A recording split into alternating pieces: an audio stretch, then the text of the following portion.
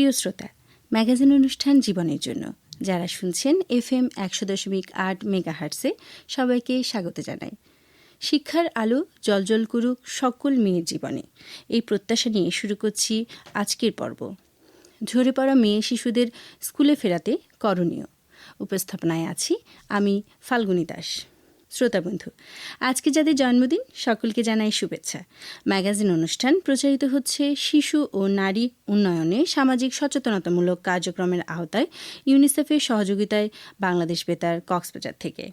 এই অনুষ্ঠান রেডিও সেটে এবং মোবাইল ফোনে শুনতে টিউন করুন FM 100.8 মেগাহার্টসে।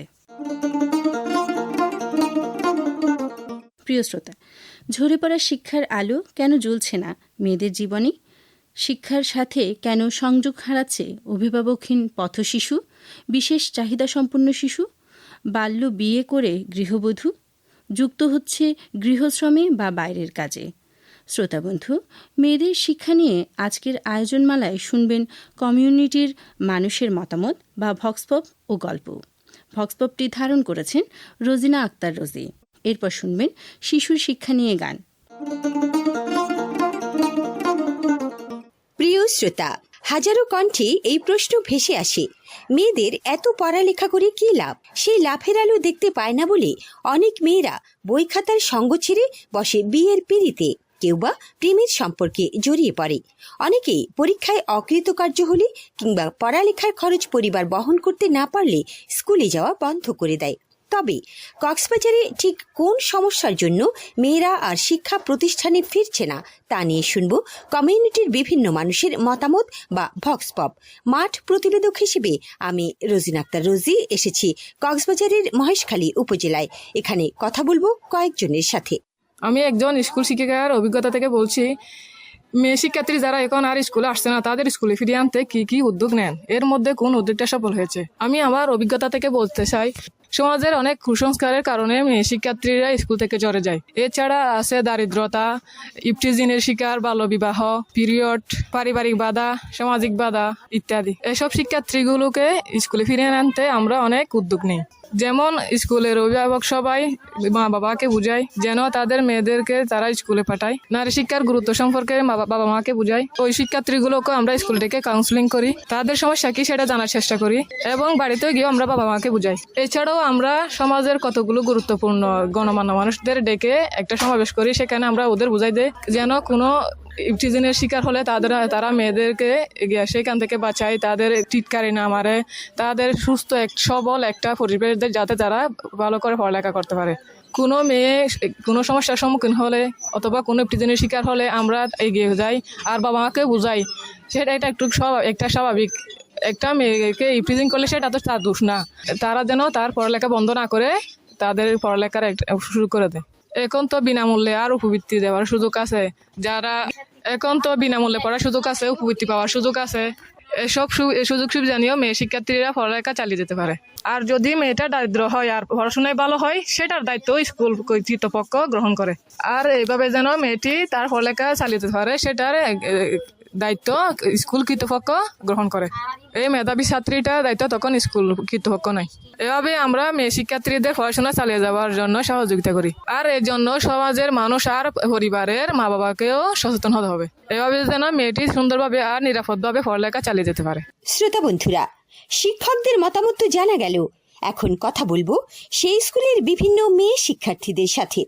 কি কি সুবিধা থাকার জন্য তারা এখনো পড়ালেখা করছে, আর তাদের সহপাঠীদের মধ্যে অনেকেই কেন স্কুলে আসা বন্ধ করে দিল? অনেকে আছে পরীক্ষা খারাপ করলে আর স্কুলে আসে না, আর লেখাপড়া করতে চায় না। এরকম আমাদের সহপাঠীদের মধ্যে অনেকে আছে, তারা আর লেখাপড়া করতে চায় না।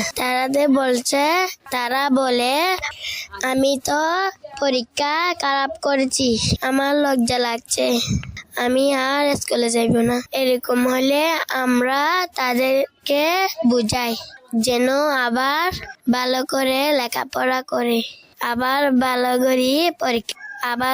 করে পরীক্ষা দেয়। তাদের বাবা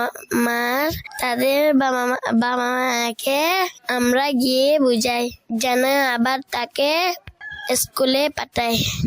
আমরা সবাই আমরা যখন সবাই তাদেরকে বুঝাই তখন তারা বুঝে।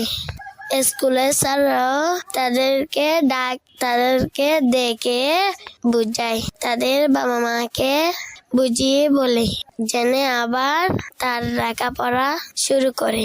প্রিয় শ্রোতা, যাদের কাছে জীবনের আলো মানে কোনোভাবে লড়াই করে বেঁচে থাকা, সেখানে শিক্ষার আলো নিয়ে ভাবনা নিছকে গল্প মাত্র। এবারে শুনবেন শিক্ষা জীবন থেমে যাওয়া সেই মেয়েদের জীবনের গল্প।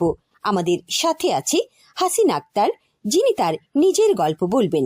আসসালামু আলাইকুম। আমি একজন কিশোর হিসেবে নিজের গল্পগুলা বলবো। আমিও এক সময় লেখাপড়া করতাম। বিভিন্ন কারণে বর্তমানে আমার লেখাপড়া বন্ধ আছে। কি জন্য বন্ধ আছে সেটা বলতে গেলে অনেক কারণ আছে। আমাদের এলাকায় মেয়েদের লেখাপড়া করা এটা ভালো চোখে দেখতো না। অনেকে বলে যে মেয়েদের এত পড়ালেখা করার কি দরকার, ওরা তো পড়ালেখা করে কিছু করবে না, ওদেরকে এমনি তো বিয়ে দিয়ে দিবে, বিয়ে দিয়ে দিলে অন্য অন্য কাজগুলো করবে, বাচ্চা টাচ্চা পালবে, শ্বশুর শাশুড়ির সেবা যত্ন করবে, রান্না বান্না করবে, পড়ালেখা করে কি করবে। মানুষের এই কুসংস্কার কতগুলো শুনে শুনে আমার মা বাবাও একসময় বাধ্য হন যে আমাকে পড়ালেখা করাবেন না। আমি যখন স্কুলে যেতাম অনেক মানুষরা, ছেলে মেয়েরা টিকের মারতো, খারাপ কথা বলতো। বিশেষ করে বকাটি ছেলেরা আমাকে প্রেজেন্ট করতো, খারাপ কথা বলতো। এই জন্য আমার নিরাপত্তার ঝুঁকিও দেখা দেয়। আমিও নিজেও ভয় পেতে শুরু করলাম, আমি আর স্কুলে যাব না। এই চিন্তা আমার মাথায় আসলো। আমি যদি আবার ভালো পরিবেশ পাই তাহলে আবার লেখাপড়া করতে চাই। যেমন আমাদের সমাজে মেয়েদের যে কুসংস্কার কথাগুলো আছে, রীতিনীতি আছে, এগুলো যদি বন্ধ হয় তাহলে মেয়েদের লেখাপড়া করতে পারবে। যেমন আমার বেলায় বিভিন্ন কুসংস্কারের কারণে বাধার সম্মুখীন হয়েছি। এই জন্য আমি এক সময় লেখাপড়া বন্ধ করে দিতে বাধ্য হয়েছি। অনেকে বলেছিল যে তাড়াতাড়ি আমাকে বিয়ে দিয়ে দিতে, অর্থাৎ আমার বাল্য বিবাহও হতে পারতো। কিন্তু আমি খুব কষ্ট করে এই বাল্য বিবাহ বন্ধ রাখি। আমি মনে করি আমার এরকম কুসংস্কার কারণে বিভিন্ন মেয়েও পড়ালেখা বন্ধ করে দিয়েছে। আমার মতো আরো অনেক কিশোরীর পড়ালেখা বন্ধ আছে হয়তো, কিন্তু আমরা যদি সুস্থ নিরাপদ পরিবেশ পাই তাহলে পড়ালেখা করতে পারবো। এই জন্য সমাজের সবাই, বাবা মা, শিক্ষক, সবাইকেও একসাথে সহযোগিতা করতে হবে। তারা যদি একটি সুন্দর নিরাপদ পরিবেশ তৈরি করে দিতে পারে তাহলে মেয়েরা পড়ালেখা করতে পারবে।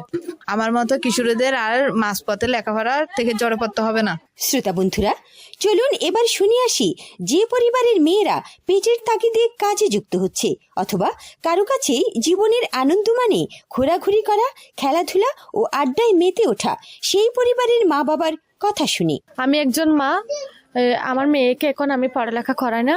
যদি সুযোগ পাই আমার মেয়েকে পড়ালেখা করানোর জন্য, কোনো ধরনের যদি সুযোগ পাই তাহলে আমি অবশ্যই পড়ালেখা করাবো আমার মেয়েকে। আমার স্বামী অসুস্থ, আমার সংসারে অনেক অভাব আছে, সেজন্য আমি পড়ালেখা করাতে পারছি না।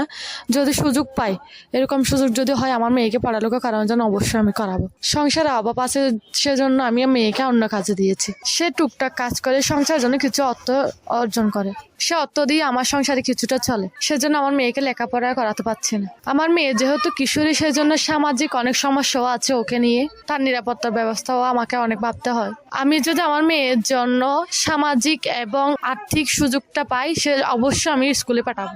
আমার মেয়ে পড়ালেখা করে একটা ভালো পজিশনে যাক, সেটা আমি চাই, এবং পড়ালেখা করে ও মানুষের মতো মানুষ হোক এবং নিজের পায়ে দাঁড়াক, এটা আমি চাই। আমি একজন বাবা। আমার মেয়েরা স্কুলে লেখাপড়া করতো, কিন্তু অভাব অনটনের কারণে আমার মেয়েদের লেখাপড়া বন্ধ করে দিয়েছি। সারা সমাজের অনেক কিছু সমস্যা ছিল। যেমন আমার মেয়েরা যখন স্কুলে যেত অনেকেই অনেক কথা বলতো, স্কুলে যাওয়ার পথে অনেকেই উত্ত্যক্ত করতো। যখন আমার সংসারে অভাব দেখা দেয় তখন অভাবের কারণে আমার মেয়েদেরকে বিভিন্ন কাজে করতে বাধ্য হই। তারা যখন বিভিন্ন কাজে যুক্ত হয় তখন আমি লেখাপড়া বন্ধ করে দিই। তখন আমার মেয়েদের লেখাপড়া করা আর সম্ভব হচ্ছে না। কিন্তু অনেকে বলে যে সংসার অভাব, মেয়েদের লেখাপড়া করার দরকার কি। তারপর বিভিন্ন কারণে আমার মেয়েদের লেখাপড়া করা আমি বন্ধ করে দিয়েছি। কিন্তু আমি বাবা হিসাবে চাই আমার মেয়েরা লেখাপড়া চালিয়ে যাক, তারাও লেখাপড়া করে মানুষের মতো মানুষ হোক, সমাজের যোগ্য মানুষ হিসাবে বেঁচে থাকুক। যদি আমি আমার মেয়েদের লেখাপড়া খরচ ঠিক মতো জোগাড় করতে পারি, সমাজের বিভিন্ন অনিয়ম যদি দূর হয়ে যায়, তাহলে আমি চাই আমার মেয়েরা আবার লেখাপড়া করুক। তার জন্য আমার প্রয়োজন সহযোগিতা। কন্যা সন্তানের পিতা হিসাবে আমি যদি সহযোগিতা পাই তাহলে আমার মেয়েদেরকে আবার লেখাপড়ায় ফিরিয়ে আনবো, তারা যেন লেখাপড়া ঠিকমতো চালিয়ে যেতে পারে। বাবা হিসাবে সবসময় আমি এটা চাই। প্রিয় শ্রোতা, এতক্ষণ শুনলেন ঝরে পড়া মেয়ে শিশুদের স্কুলে ফেরাতে করণীয় বিষয়ে শিক্ষক শিক্ষিকা, শিক্ষার্থী এবং তাদের অভিভাবকদের মতামত নিয়ে ধারণকৃত প্রতিবেদন।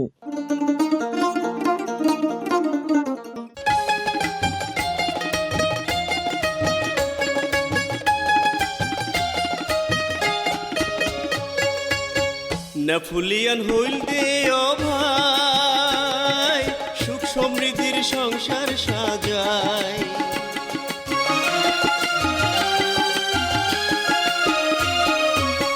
নেফুলিয়ান হইল দে ও ভাই, সুখ সমৃদ্ধির সংসার সাজায়।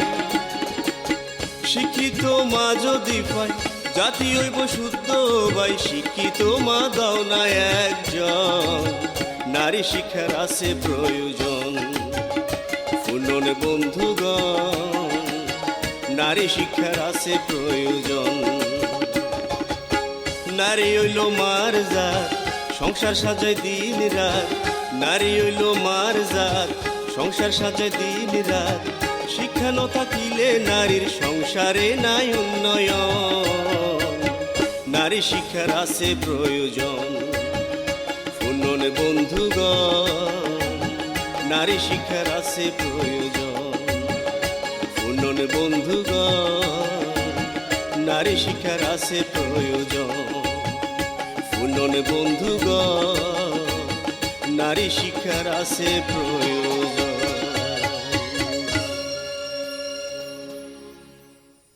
শ্রোতা বন্ধুরা, এখন শুনবেন বিশেষজ্ঞের পরামর্শ ও সমস্যা সমাধানের উদ্যোগ নিয়ে বিশেষজ্ঞ অতিথিদের কাছ থেকে নেওয়া সাক্ষাৎকার, ও সাক্ষাৎকারটি ধারণ করেছেন সুমায়া বিনতে কাদের।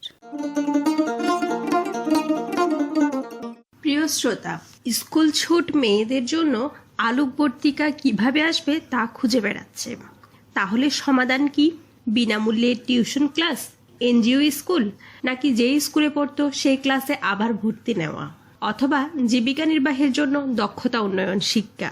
যে কোনো পদ্ধতি কার্যকর করার জন্য বিভিন্ন ধারণা স্কুলে ও বাইরে পাইলট প্রকল্প বাস্তবায়ন করার কি কি সুযোগ আছে তা নিয়ে শুনব কক্সবাজার জেলার শিক্ষা কর্মকর্তা জনাব রামমোহন স্যারের পরামর্শ।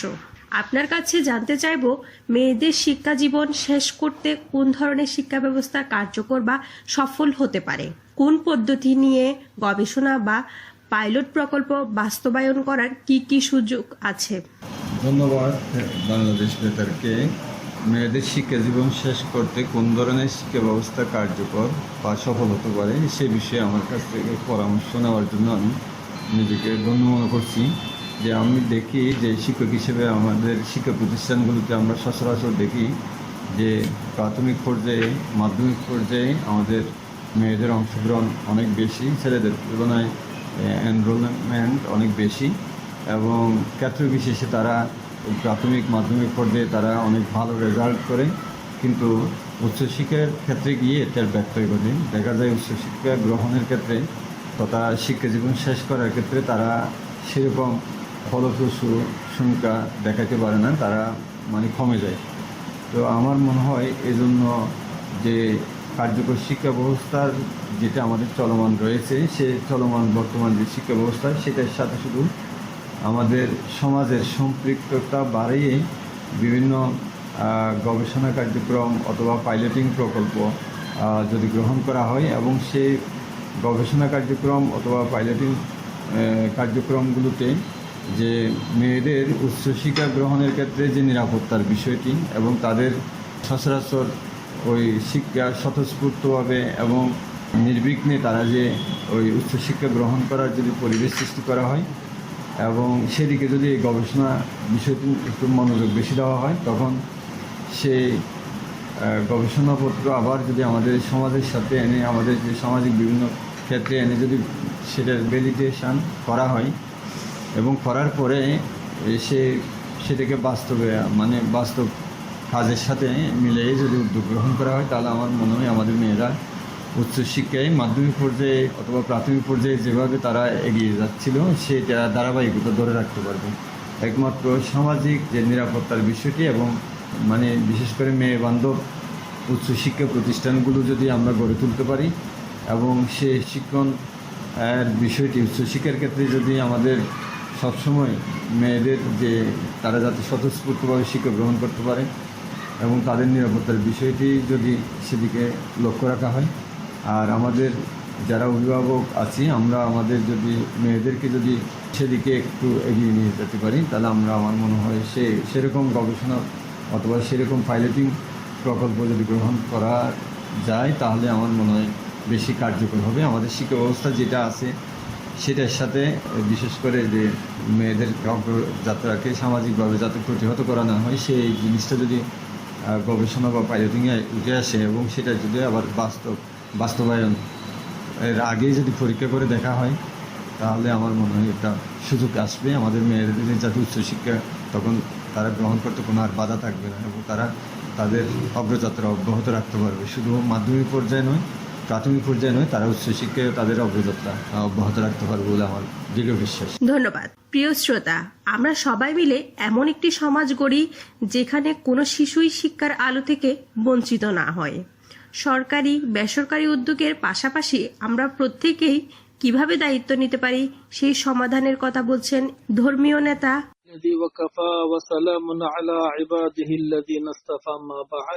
কোন শিশু শিক্ষার আলো থেকে বঞ্চিত না হয়, শিক্ষা জীবন থেকে ঝরে না পড়ে, এই বিষয়ে সরকারি বেসরকারি উদ্যোগের পাশাপাশি আমরা কিভাবে দায়িত্ব পালন করতে পারি সে বিষয়ে রাসূল পাক সাল্লাল্লাহু আলাইহি ওয়াসাল্লামের নির্দেশনা হচ্ছে, বিশ্বনবী বলেছেন, মিন হাক্কিল ওয়ালিদি আলাল ওয়ালিদি আন ইহসানা আদাবাহু ওয়া ইহসানা ইসমাহু।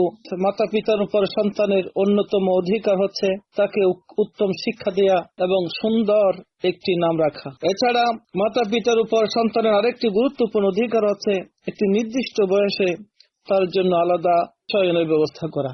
এরপরে আমরা কোরআনুল কারীমের মধ্যে যখন গবেষণা করি তাহলে আমরা একটি বিষয় উল্লেখ করতে পারি, সেটা হচ্ছে লোকমান আলাইহিস সালাম নিজের সন্তানকে যে শিক্ষাটুকু দিয়েছেন।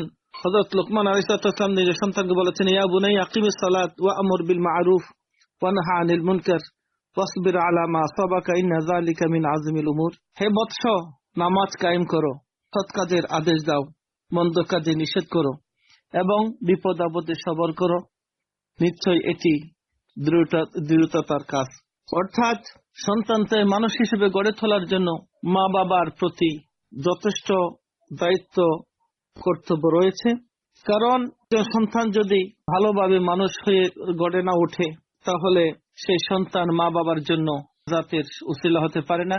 আল্লাহ তাআলা কোরআন শরীফে বলেছেন, দুইয়ানা লিন্নাস হুব্বুশ শাহওয়াতি মিনান নিসাই ওয়াল বানিন। অর্থাৎ মানুষকে সুশোভিত করে তার সন্তান সন্ততি, তার ধন সম্পদ। অর্থাৎ সেই সন্তান, যে সন্তান আদর্শবান হবে, শিক্ষিত হবে, সুনাগরিক হবে, সেই সন্তান মা বাবার জন্য সম্পদে পরিণত হবে। আর সুসন্তান বাবার জন্য পরকালীন জীবনেও মুক্তির গ্যারান্টি হবে। রাসূল সাল্লাল্লাহু আলাইহি ওয়াসাল্লাম বলেছেন, মানুষ মৃত্যুর পরে তার সমস্ত আমল বন্ধ হয়ে যায়, 4টি আমল অবশিষ্ট থাকে। তার মধ্যে একটি আমল হলো ওয়ালাদুন সালিহুন ইয়াদউ লাহু, অর্থাৎ সেই নেক সন্তান, যে সন্তান পিতামাতার মৃত্যুর পরে মা বাবার জন্য দোয়া করবে। অর্থাৎ সন্তানের দোয়া মা বাবার জন্য আল্লাহর কাছে গ্রহণীয়। সুতরাং আসুন আমরা সেই সন্তান সৃষ্টি করি, যে সন্তান মা বাবার জন্য দুনিয়ার জীবনে সম্মানের পাত্র হবে এবং মৃত্যুর পরে মা বাবার জন্য নাজাতের উসিলা হবে। আল্লাহ আমাদের সকলকে বুঝার আমল করার তৌফিক দান করুন। আসসালামু আলাইকুম ওয়া রাহমাতুল্লাহ। এ পর্যায়ে সমাধান নিয়ে আমরা শুনছি এনজিও কর্মকর্তার কাছে। প্রতি ঝরে পড়ার নানাবিধ কারণ আছে। এর মধ্যে হচ্ছে পারিবারিক অসচ্ছলতা, অভিভাবক অসচেতনতা, শিক্ষা শেষে হতাশা, আর মূল কারণ হচ্ছে বাল্যবিবাহ। কর্মজীবী শিশু, প্রতিবন্ধী শিশু এবং দুর্যোগ কবলিত প্রত্যন্ত এলাকার শিশুও অনেক সময় ঝরে পড়ে, প্রায় শিক্ষার অধিকার থেকে বঞ্চিত হয়। আমরা একটা জরিপ করে দেখেছে 5 জন শিশুর মধ্যে অন্তত 1 জন শিশু শিক্ষার বাহিরে চলে যায়। এর অন্যতম কারণ হচ্ছে বাল্যবিবাহ, পাশাপাশি হচ্ছে লিঙ্গ বৈষম্য এবং শিশু শ্রমের কারণ। যৌন হয়রানি ও যৌন নিপীড়নের কারণে মেয়েরা অনেক সময় স্কুল থেকে ঝরে পড়ে। লিঙ্গ বৈষম্যটা হচ্ছে অনেক সময় আমরা অভিভাবকরা মনে করি মেয়েরা লেখাপড়া শিখে কি করবে, একদিন এই শিশু লেখাপড়া শিখে যদি একটা ছেলে একটা মেয়ে থাকে, ওরা মনে করে ছেলেকে লেখাপড়া শিখালে ও যদি ডাক্তার ইঞ্জিনিয়ার হয় তাহলে একদিন আমাকে দেখবে, বুড়াকালে আমাকে দেখবে, ভালোভাবে রাখবে। এই মেয়ে তো পরের বাড়িতে চলে যাবে, আমাকে কি দেখবে বা রাখবে। এটাই আমাদের মূলত কারণ থাকে। আমরা প্রায় কাজ করতে গিয়ে এটা দেখেছি প্রধান কারণটা। তার সাথে লেখাপড়া না করে বোঝা হিসেবেও আর একটা মনে করে যৌন হয়রানি আর নিপীড়নের কারণে তাদের একটা চিন্তা ভাবনা থাকে, রাস্তাঘাটে যাবে কখন কিভাবে আসতেছে, শিক্ষার মানও তেমন ভালো না, তাহলে একটা দুশ্চিন্তা মনে করে ওরা মেয়েটাকে মনে করে একটা বোঝা হিসেবে। সেজন্য মনে করে বিয়ে করে দিতে পারলে আমি এটা থেকে বাঁচি, বিয়ে দিয়ে দিব, এই মেয়ে তো আমাকে দেখবে না। মূলত এটার কারণে শিক্ষা থেকে ঝরে পড়ে। শিক্ষার্থী ঝরে পড়ার কারণ রোধ করতে গেলে আমাদের কিছু কিছু কারণ আছে। শিক্ষার্থী যদি ঝরে পড়ে, দেখা যায় অনেক প্রায় প্রতিষ্ঠানে স্কুল থেকে প্রথমে স্কুলে আসবে না, আজকে আসবে না, কালকে আসবে না। তাহলে প্রতিটি স্কুলে যদি এটা খেয়াল করে কোন ছেলে আজ কয়েকদিন আসে নাই, 5-6 দিন যখন আসে নাই, যখন শিক্ষার্থী অনুপস্থিতি দেখবে তখন চিহ্নিত করে খোঁজ খবর নিতে হবে, বাসায় গিয়ে দেখতে হবে কেন ও আসতেছে না, মোটিভেশন করতে হবে, কাউন্সিলিং এর ব্যবস্থা করতে হবে, বিভিন্ন সেশন অর্গানাইজ করতে হবে। ব্যক্তিগত ও পারিবারিক যদি সমস্যা থাকে তাহলে পড়াশোনার পাশাপাশি কিভাবে চালিয়ে যাবে সে পরামর্শ দিতে হবে। পারিবারিক সচেতনতা বৃদ্ধি করতে হবে, জেন্ডার বৈষম্য সম্পর্কে বুঝাতে হবে, তাদেরকে এটাই বুঝাতে হবে মেয়েরও পারে অনেক কিছু, ছেলেরা যে আমাকে দেখবে তাও না। এখন মেয়েরও লেখাপড়া শিখে অনেক বড় হচ্ছে, মেয়েরও আমাকে একদিন দেখবে, এটা ভালোভাবে মা বাবাকে দেখতে হবে। অকৃতকার্য হলে পাঠদানের ব্যবস্থা করতে হবে, অভিভাবক সবার আয়োজন করতে হবে, পাশাপাশি ইভটিজিং এবং যৌন হয়রানি বন্ধ করতে হবে। যৌন হয়রানি হলে ঠিকমতো ব্যবস্থা নিতে হবে। তারপর বাল্যবিবাহ বন্ধ করতে হবে, মা বাবাকে এটা বুঝাতে হবে। বাল্যবিবাহ হলে সুফল এবং কুফলটা বুঝালে আমার মনে হয় অনেকটা রোধ বন্ধ হবে। আমাদের আসলে এটাই বুঝতে হবে শিক্ষাকে বোঝা হিসেবে নয় এবং একে সেবা হিসেবে নিলে মনে হয় রোধটা অনেক হিসেবে হবে। এটাই হলো আমার কথা। ধন্যবাদ। সমাধানের পথে হাঁটতে শোনার চেষ্টা করুন স্কুল থেকে ঝরে পড়া শিক্ষার্থীদের কিছু কথা। আমি সুমাইয়া নাসরিন 9ম শ্রেণীর শিক্ষার্থী ছিলাম। আমার পরিবারের আর্থিক অবস্থা ভালো না হওয়ার কারণে এবং আমাদের গ্রামে প্রচলিত একটি কুসংস্কার মেয়েদের বেশি পড়ানো উচিত নয় এবং মেয়েদের তাড়াতাড়ি বিয়ে দেওয়াটাই শ্রেয় মনে করে তারা। এই কারণে আমি 9ম শ্রেণী থেকে ঝরে পড়ি এবং আমারও বিবাহ দেওয়া হয়, যার নাম বাল্যবিবাহ। আমি মনে করি মেয়েদের বেশি পড়ানো উচিত নয় এবং বাল্যবিবাহ দেওয়া এই কুসংস্কার দূর করার জন্য অভিভাবকদের সচেতন করা উচিত। তাহলেই আমার মতো মেয়েরা ঝরে পড়বে না এবং বাল্যবিবাহের শিকার হবে না। আমার নাম রাশেদা বেগম। আমি 6ষ্ঠ শ্রেণীতে পড়তাম। আমার বাড়ি ইনানি।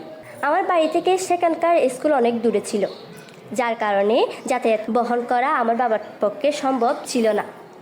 সে কারণে আমি আমার নানুর বাসায় থেকে রামু মনসুর আলী হাই স্কুলে পড়তাম। কিন্তু গ্রামে একটি কুসংস্কার কথা ছিল যে প্রথমবার পিরিয়ড হলে নাকি অন্যদের বাড়িতে থাকলে সে বাড়িতে অমঙ্গল বা যে কোনো ধরনের সমস্যা হয়ে যেতে পারে, যার কারণে আমার নানুর বাসা থেকে আমাকে আমার নিজের বাসায় পাঠিয়ে দেওয়া হয়েছিল। আমার নিজের বাসায় পাঠিয়ে দেওয়ার পরে আমার পড়ালেখা বন্ধ হয়ে যায়। যদি আমার পড়ালেখার সুযোগ সুবিধা থাকতো বা কেউ আমাকে সহযোগিতা করতো এবং আমার বাবার অসচ্ছলতা না থাকতো, তাহলে আমি আবার পড়ালেখা করার সুযোগ পেতাম। ধন্যবাদ। প্রিয় শ্রোতা, শুনছেন ম্যাগাজিন অনুষ্ঠান জীবনের জন্য। আজকের পর্ব ঝরে পড়া মেয়ে শিশুদের স্কুলে ফেরাতে করণীয়। রেডিও সেটে ও মোবাইল ফোনে শুনতে টিউন করুন FM 100.8 মেগাহার্টসে। এই অনুষ্ঠান পরবর্তীতে শুনুন বাংলাদেশ বেতার কক্সবাজার ফেসবুক পেজ ও ইউটিউব চ্যানেলে। প্রিয় শ্রোতা, আপনারা শুনছেন ম্যাগাজিন অনুষ্ঠান জীবনের জন্য। এখন শুনবেন জরুরি বার্তা। কন্যা শিশুর শিক্ষা জীবন সমাপ্ত করতে তাকে উৎসাহিত ও সহায়তা করুন। প্রিয় শ্রোতা, অনুষ্ঠান সম্পর্কে সুনির্দিষ্ট মতামত জানাতে পারেন বাংলাদেশ বেতার কক্সবাজার ফেসবুক পেজে এবং ওয়েবসাইটে।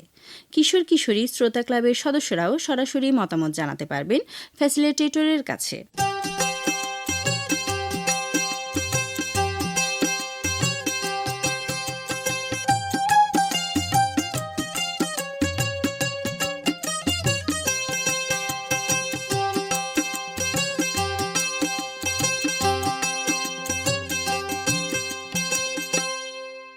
প্রিয় শ্রোতা, সকলের সুস্থতা কামনা করে আজকের মতো এখানেই শেষ করছি ম্যাগাজিন অনুষ্ঠান জীবনের জন্য।